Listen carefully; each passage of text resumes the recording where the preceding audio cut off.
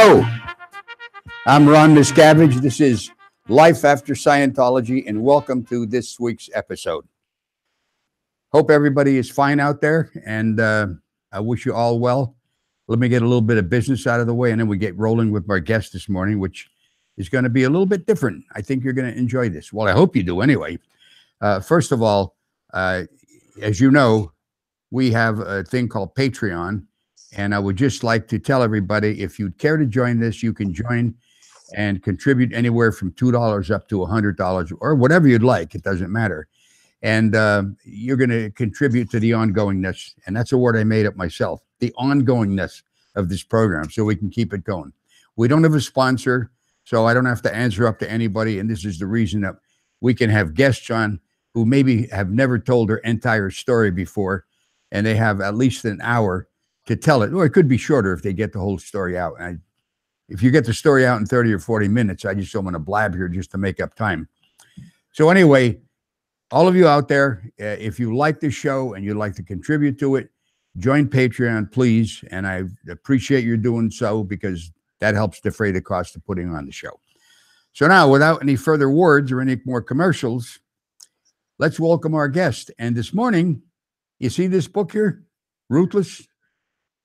I have with me this morning Dan Koon, my co-writer. So good morning, Dan. Hey, Ron. Good to see you. Good. And just say a little more so you get on the screen there so that people can see you. Well, okay. So yeah, I'm guilty as charged as being your co-writer for the book. Right. Okay. So listen, let's get started with this interview. We had a little technical difficulty setting it up this morning, and through no fault of his or mine or our resident genius, in other words, my producer and manager, but it's just the proximity of where Dan is and where I am. I'm in the United States in Wisconsin, and he's in Sweden. So that presented a little bit of a problem. We got it out of the way, so here we are on the air. To kick it off, though, what I'd like to do is tell you, how did you get started in Scientology? Who was the culprit who got you in? Well, I have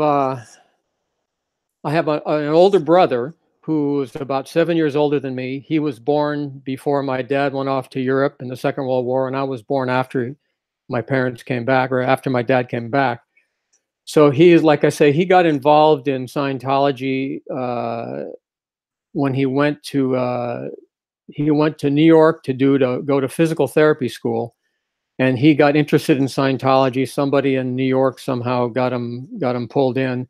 And he went over to St. Hill in the mid-'60s. And when he came back from St. Hill about 1968, he talked to me about Scientology, and I was, kind of interested. And, he took me to various events at the San Francisco organization where he saw John McMaster, who was the first clear, and Alan Walter, who was another big-time franchise or mission holder in the United States, and so he got me interested. And then a year later, I went around, took a little trip around California with a couple of friends from school. One of which you know very well, Bob Waldman. Oh yeah, who was a good friend of mine from college, and another guy. And when we came back to my house in Redwood City, California, where I grew up, my brother sort of did a little dissemination, told us about Scientology and told us what we could gain from it and so on. And, we sort of got interested. And then I did my first course a year later. I did a communications course at the Berkeley Mission.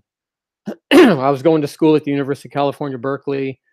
And at that time in Berkeley, anything went. There was protests every year, and there was riots, and there was the Hare Krishnas and the Naval ROTC, and there was it was a really wild time, and incredible music, by the way. We'd go over to the Fillmore and Winterland and the ballrooms over there in San Francisco and see all these great shows and stuff. But that's a little bit off the topic here. At any rate, I did my communication course, and then it seemed to be okay. It didn't bother me too much. It was like one of these little weekend numbers. And then I got involved a little deeper, and the next year I started doing the Dianetics course, the auditor training course, and that's sort of where I got more involved. And the year later that, I joined the staff at the Berkeley Mission, for Well, a couple of years. I have a question, Dan. You mentioned Waldman, which I know him as Waldo. Yeah. Did he come in the same time you did? Yeah, we got interested at the same time. He dropped out of school and he was over living back in San Francisco, and he went to work for the San Francisco org back in the day. But we both got involved at the same time, and another friend of mine got involved at the same time, and so we were sort of, kind of paralleled ourselves up the the bridge, as it's called in Scientology. Yeah. And then we after that, I went to LA and did the briefing course. Did Did you do the whole briefing course? Oh yeah, finished the whole thing. You know that's no longer available. Yeah, I know. It's unbelievable, isn't it? Yeah.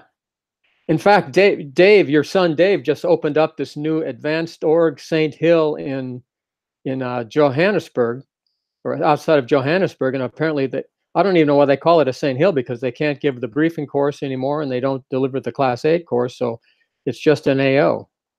Wow, AO meaning advanced organization. Advanced organization, yeah. Wow, no, I didn't know you were a briefing course graduate. Now there's over 400 lectures that people listen to when they go on that course.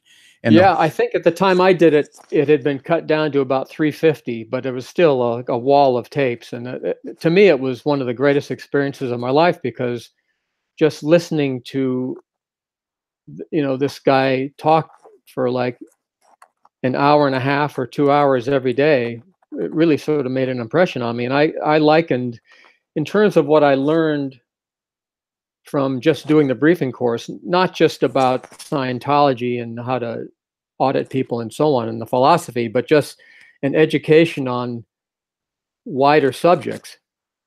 I think that I learned as much as I did from my university education at Cal. Wow. So that was a good experience for me. Now, I'll tell you something. L. Ron Hubbard, for the con man that he was very believable. If you sat down with the lecture, you had no doubts that he was telling the truth. And I mean, let's face it, there's a lot of good things in Scientology. The bad far outnumbered the good. And I think you'll agree with me on that. Totally agree. Particularly as far as what the organization does to people. Well, the organization, I mean, it's horrific. They're a bunch of criminals. I mean, I'm not going to mince any words. It's too late in my life to try to be a nice guy. I gotta say, I just watched this last episode of The Aftermath, and there's this couple there telling how the church got them to go heavily into debt, and then talk the guy into divorcing his wife because she wasn't going to move up the bridges fast. They ended up bankrupt. They lost their house. But this isn't the exception. This is the rule. This is the way they treat people. That's exactly right. It's not the exception, it's the rule. Yeah. And it's terrible. It's really terrible. Anyway, okay, so when did you join the Sea Org? You worked at a mission for a while? Is that what you did? Yeah, I worked at a mission for, up till 1974. Then I went to LA and did the clearing course, my OT levels, and the briefing course and so on. Then I worked at the Pasadena mission as an auditor. I would audit during the afternoon, and then I would do the briefing course in the evenings and weekends. Wow. So that's how I did the course, supported myself while I was doing that. And then in 1977, Janice Gillum Grady, who you've had on the show, she came out with a couple of other people, and they recruited me and a bunch of other people to join the Sea Org. And that's when Waldo joined, and that's when I joined, and Lyman Spurlock, who you knew, and Carol, and my former wife, Sue. That's when we all joined the Sea Org. So that was a very interesting time, because, I got to meet LRH for the first time in person, worked with him on the tech films the next year. But at the time that I first met him, he looked like Wild Bill Hickok. He had long red hair down to his shoulders. He had a huge goatee. He had these big mutton chop sideburns, and he was dressed like a gentleman rancher, which is sort of the mock-up that he assumed at that time. Wow. And, when he was directing the films, this is the way he was. Is that what you're saying? No, no, when I first met him, that's the way he appeared. And when he came back and 3 weeks after I joined the Sea Org, the FBI raided the Big Blue, and they raided the church in DC, and they raided, the organization in Los Angeles. So he split, and he was gone for several months. He came back at the beginning of 1978. And that's when we started making the tech films. I got it. So at the time that he then, when he started shooting the tech films, he no longer had the long red hair, and he no longer had the goatee, but he still had the sideburns. But it was a different appearance from what anyone has ever seen. So I've actually started a painting of him from the time when I first met him, and I hope to finish that one of these days and make it available to people, because it's just as a historical record, the way he looked. I've never seen any photographs of him the way he looked at that time when I first met him. Now, how was he on the set? What was his demeanor? Because I've had other guests tell me that this is where David, my son, got his training on yelling at people and, just browbeating them and crushing them verbally. Did LRH used to come loose at the seams on the set ever? Oh yeah, he would cut loose. The thing that I found most interesting was, however, that he would blow up when something wasn't being done fast enough or wasn't being done correct. But once it was handled, he went back to this. He had sort of this, like, kind of a default level of kind of amused serenity. That's the sort of the way that's the way he came across to me. Yeah. But when things were not going well, he could blow sky high, and he would keep blowing sky high until it was solved. Like at one time, I remember I was standing sort of we had a little tiny studio. It was a converted date packing plant, because where we lived in, the first base was called Winter Headquarters, and it was in La Quinta, California, right across the street from the La Quinta Hotel. And it was a date farm. In earlier years, it had been a place for business executives to recover from being burned out from the stress of their jobs and so on. So it was sort of a relaxed atmosphere. And I guess somehow somebody bought the place, and that's where LRH ended up. But it was date palms all over the place. There was a date packing plant that then was converted into a shooting studio. And that's where we shot the original films. So one day I'm standing inside the door of the date packing plant, and things are going, there's in between shots, and things are like being set up like crazy, and there's a lot of activity and so on. And this new guy comes in who's brand new to the base. He just arrives, and someone brought him down to the studio, and he walks in the door, and he just stands there completely slack-jawed. He can't believe what's going on.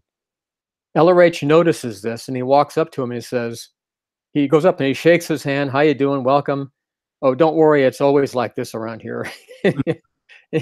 So he was aware of, I didn't even see the guy come in, but LRH picked up that this guy had just walked in, and he was standing there kind of stunned, walked over, introduced himself, shook his hand, and told him, just put him at ease by saying, "Yeah, don't worry. It's always like this around here." Well, you mean he was yelling at the time and ripping people apart? Is that he wasn't necessarily yelling at the time, but there was a lot of activity because he had just given an order to, like, let's get this set up, let's get this camera moved, let's get all this stuff going on.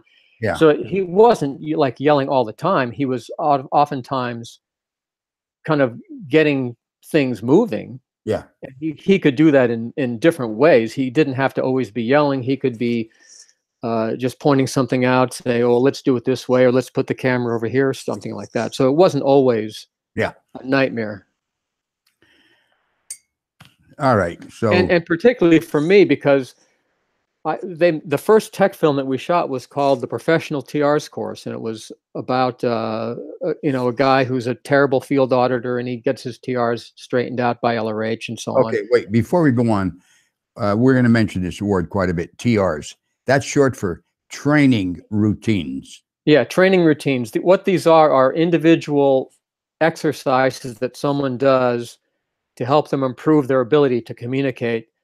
And they have benefits. If you're going to become a trained counselor in Scientology called an auditor, you need to do these training routines or these TRs to improve your ability so you can communicate well to the person you're counseling.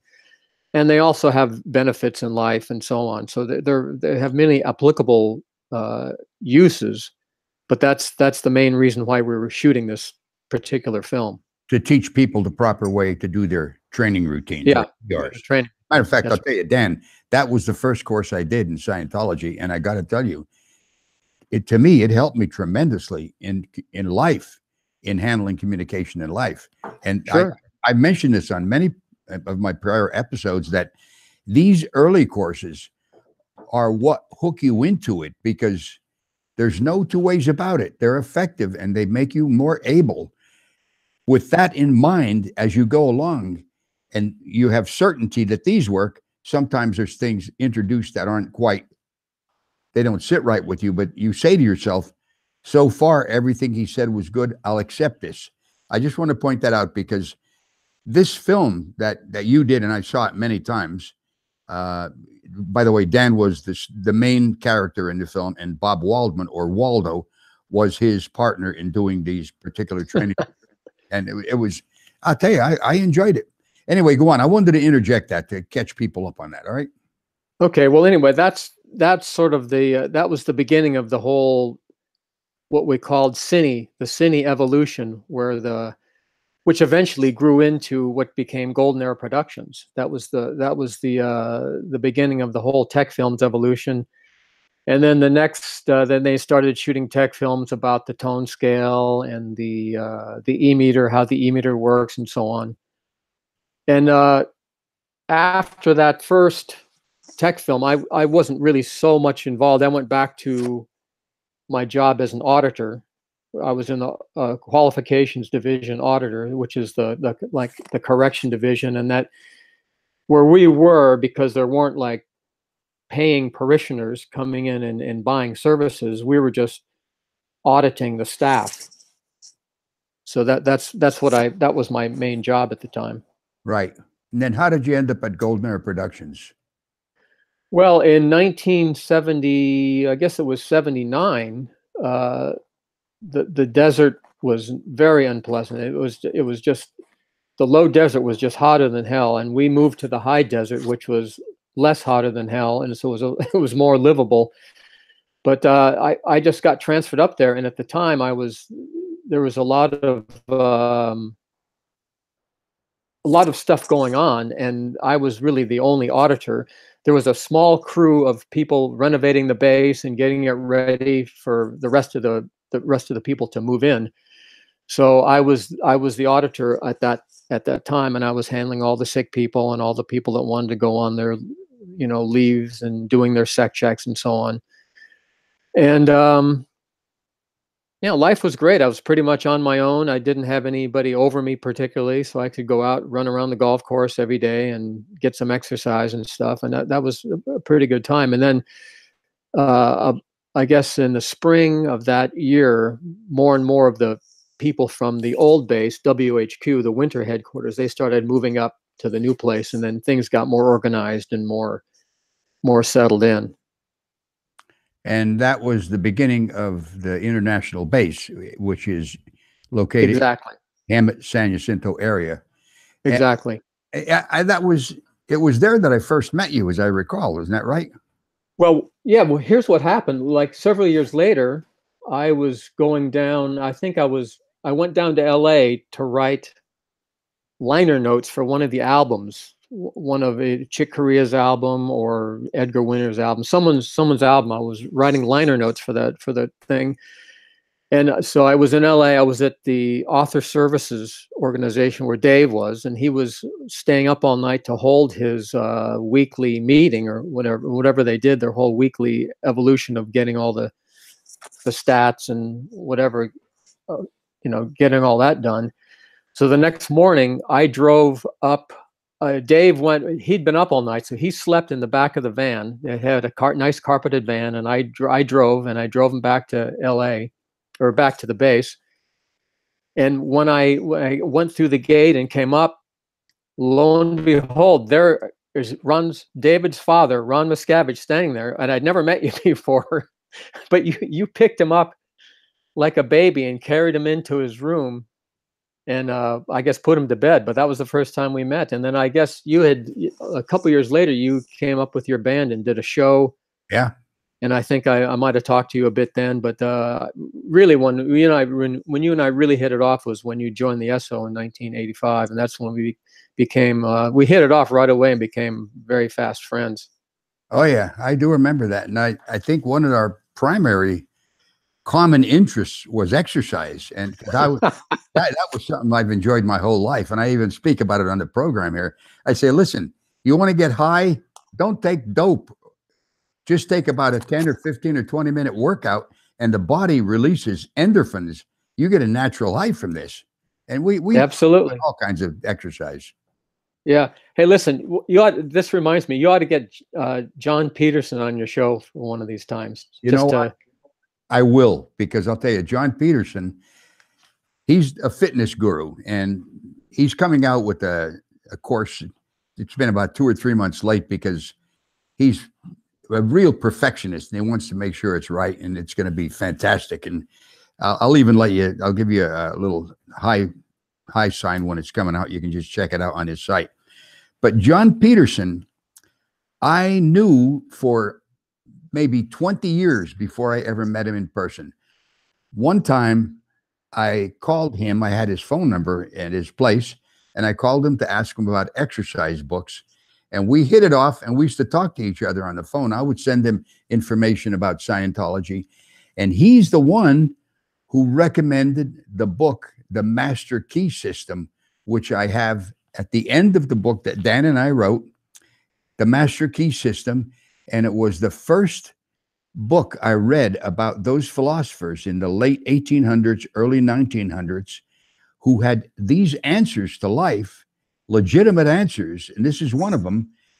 And what LRH copied, and a lot of this stuff was literally copy and pasted in his books, but he pretended, well, I don't know if he pretended that he got it, that he originated what, excuse me, later he said that he was the source of all this. Earlier on, he used to give credit to other philosophers. Do you remember that?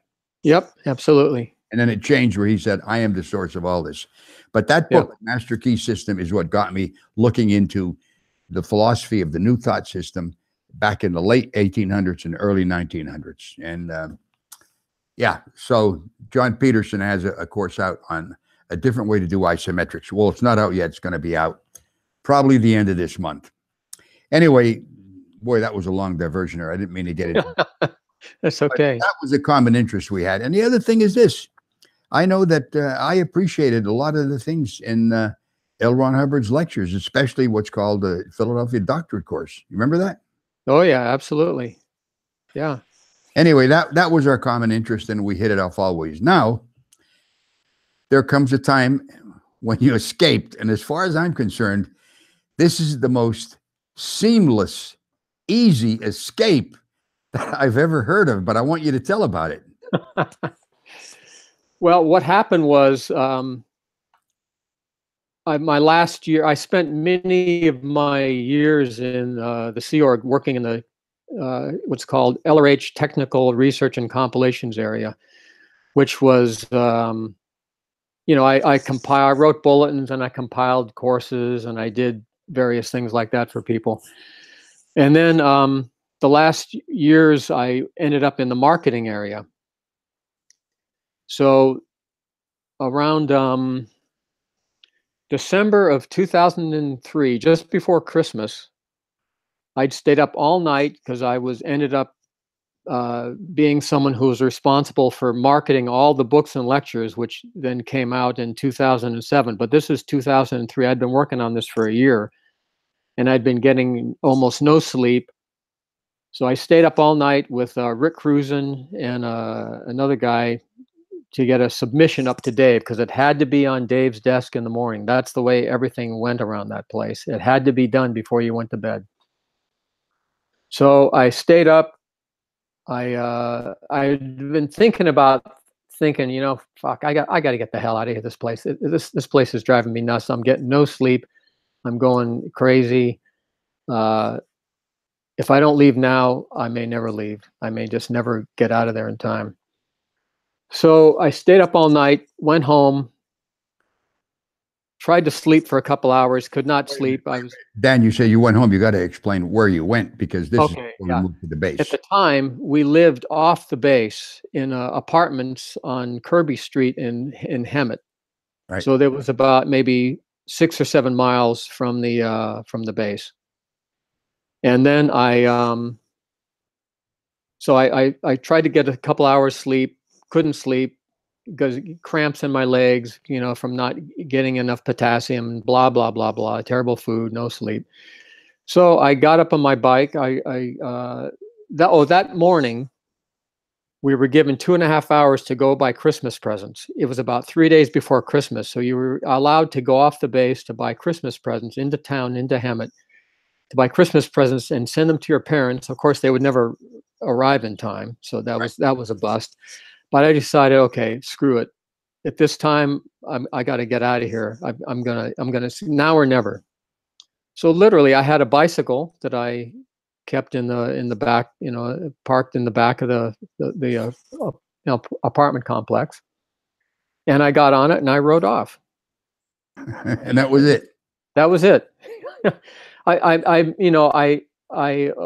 was married to a woman for 27 years who I liked very much, and she liked me very much. And so I was suppressing a grief charge as I was driving, suppressing some deep sadness as I was realizing I might never see her again. And, but I figured this has gotten too insane for me. I just can't take it anymore. So I just biked to town. Dan, let me ask you something. Do you feel if you would have told Sue, that was your former wife's name, that we're leaving, would she have written you up? She would have not only written me up, she would have turned me in on the spot. And she's still there, as far as I know. She's still there. So you had a choice. It was either your freedom to become sane again, or tell your wife and continue to endure the type of life that we lived. You got it exactly right. You got it exactly right. Exactly right. So what happened was I biked into town, and I ended up biking, and I went one direction, then I went to another direction. I ended up in the little nearby town called Temecula. And there happened to be a swap meet flea market going on at the time. So I pulled in there to stay off the roads because I knew people would be looking for me. So I pulled off the road, stayed there for the afternoon. And then when the sun started to go down, this was the shortest day of the year. So the sun went down pretty early.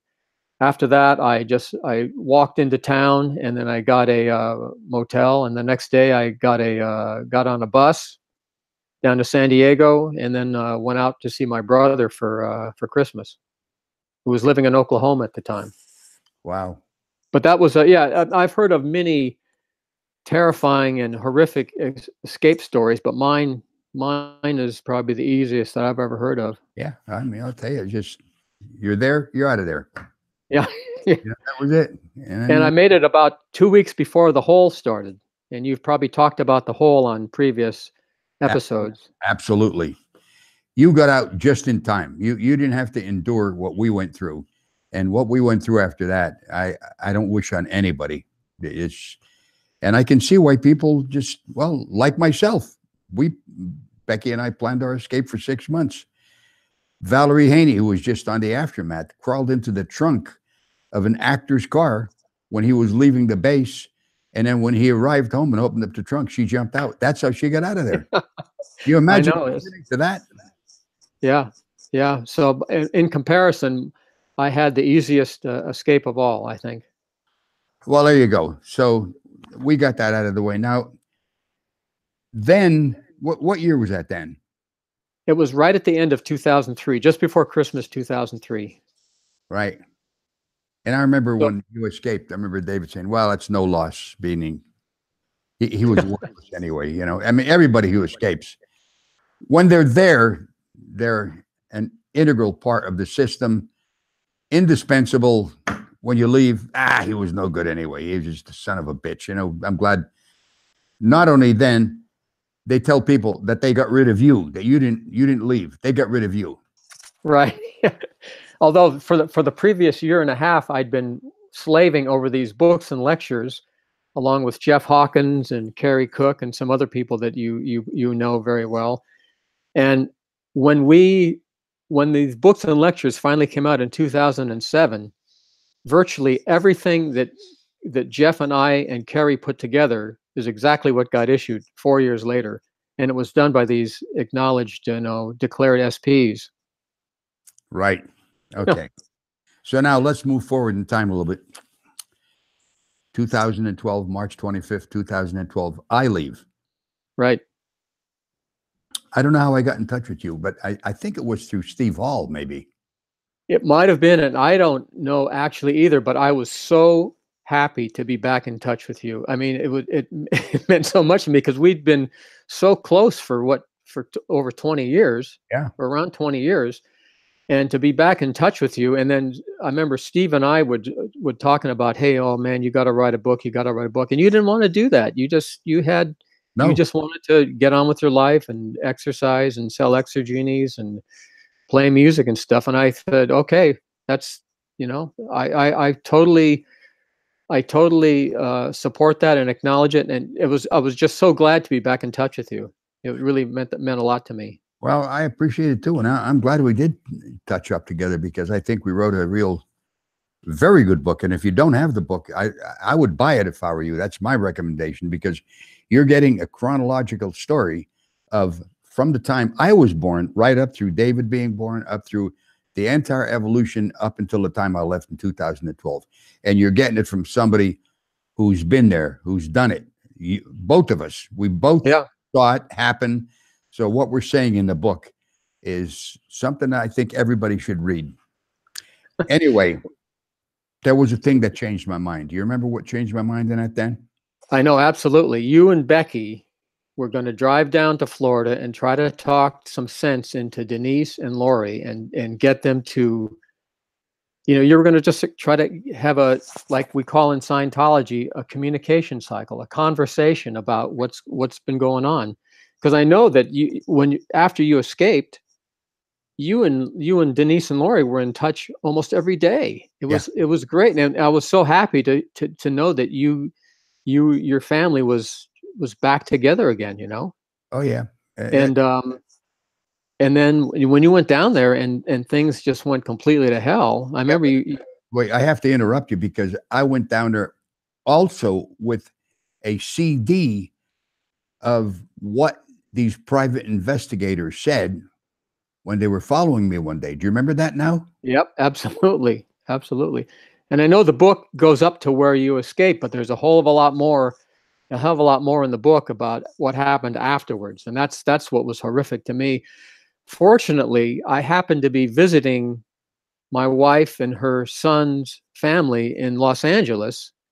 And you told me, listen, I remember we had a conversation right after you got back from Florida, and you said, God damn it, I'm going to write a book. I'm going to write a book. Okay, I'm going to interrupt you again. And I hate to do this, but what happened is when the private investigators were following me, I was shopping at a store called Aldi's in Janesville, Wisconsin. Summertime, I had a pocket t-shirt on. I had my cell phone like up here in this pocket. And I bent over to put some groceries in the car, and I thought my cell phone was going to fall out of the pocket. So I grabbed my left chest. Meanwhile, the private investigators, Dwayne Powell and Daniel Powell, his son, were watching me from a blacked out van. And the father said to the son, or vice versa, I think the target is having a heart attack. They referred to me as a target. I think he's having a heart attack. And then Dwayne said, look, I got to call in. He called in. He got a guy on the phone named Greg. Greg says, hang on, I'll get somebody else. A few minutes later, a voice came on the phone. The person identified himself as David Miscavige, my son. And he said to them, listen, if it's his time to die, let him die. Don't intervene. Don't do anything. That was recorded by the West Dallas police when they interrogated these guys. I had a CD, and I took it down with me to Florida, and I wanted to play it for Lori and Denise. That never happened. Denise was the only door that I found somebody home. Her husband was there, and he ended up saying, Ron, Denise and I are through with you and Becky forever. That was a turning point. That's when I decided, you know what? Fuck you. I'm writing a book. I want to expose you. So Yep. that's where we come. Were you out visiting with your son? Yeah, well, I was visiting Mariette, my current wife, and her son live in Los Angeles. So we were visiting her and her family. Right. So when I thought, oh, this is a perfect time. So I flew back to Milwaukee, and you picked me up at the airport, and we sat in your house in West Dallas for over 3 days, and I had my little digital recorder, and you told me your whole story from A to Izzard, and it was fascinating to me. And then I would throw in questions and ask for clarifications and so on. And we had a great time. Yeah, for sure. And But I got about 20 hours of recording, and so then when we came back, flew back to LA, and then we flew back to Sweden, and I sat down and I started drafting the book. And I'll tell you, Dan, I've had people say this to me that, you know, I like friends who I communicate with after they read the book, and they say, you know, it's almost like I'm picturing you sitting there telling me a story. Well, the reason it feels that way is that's how I wrote the book. And then fortunately that I know Dan, who's a fantastic writer, he put it into the written word, but it still comes off like I'm telling a story. Yeah. That was a lot of fun. And then I came back to just before the Super Bowl the next year. I had a draft finished. You and I ended up finishing the polishing up the draft, made the last final changes. And at that point, it was just, okay, what are we going to do with this now? So then I came back to Sweden, started looking for agents. And the first agency that I actually contacted was the one that actually ended up taking us on. Right. And that was Distel and Goderich in New York. And they got interested in the book. And then they started shopping it around. I wrote a long book proposal, which is the way most books are sold. They started shopping it around, and lo and behold, St. Martin's Press, which 30 some years earlier had published Battlefield Earth, L. Ron Hubbard's big science fiction saga, they bought the rights to publish the book. And by the way, Dan, I'm sure you know this. Maybe you may have forgotten it at the moment. When Distel, I forget her first name now. Jane went out to have lunch with Karen Walney, who's the chief editor at St. Martin's. Yeah. The day she went out with her, Karen says, I'm interested. And that's how we ended up getting the deal with St. Martin's. Is that right? I'd forgotten that. Yeah. That was the first person she told them to. And Karen says, I'm interested.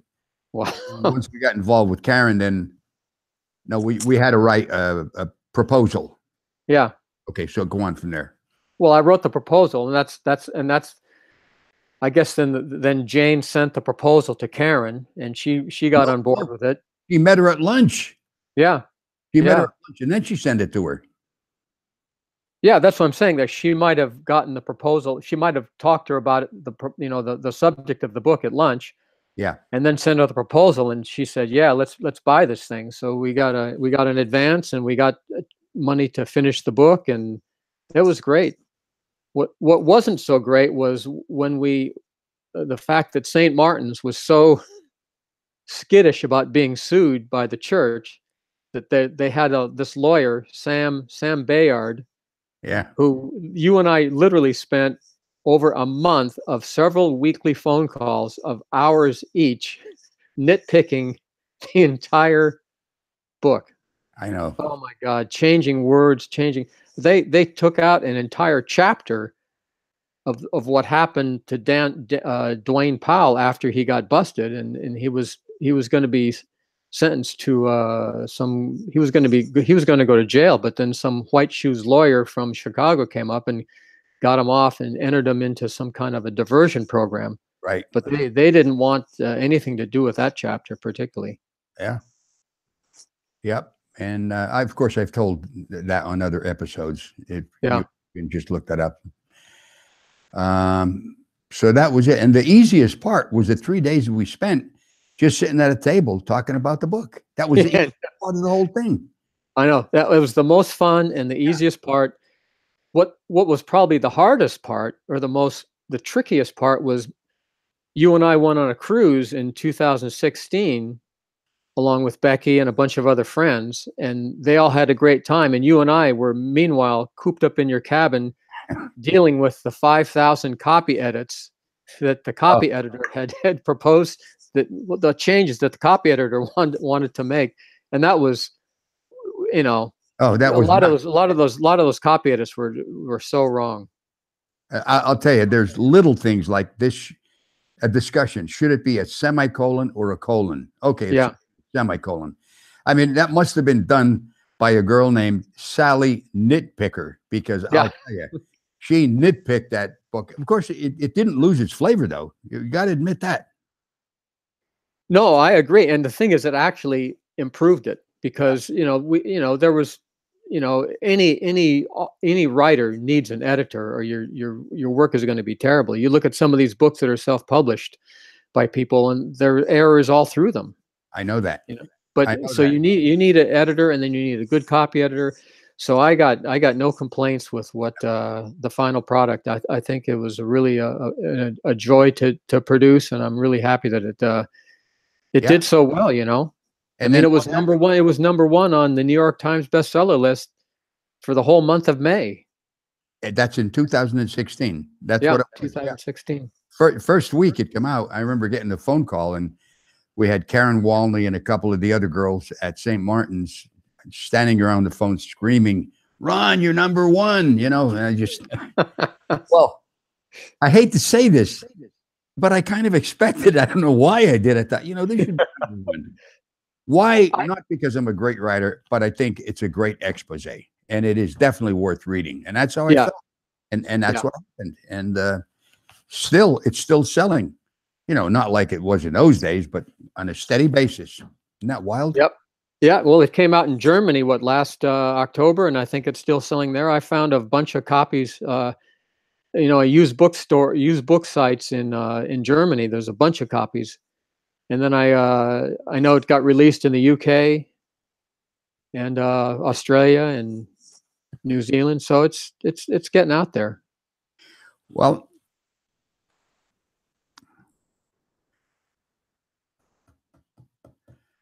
yeah.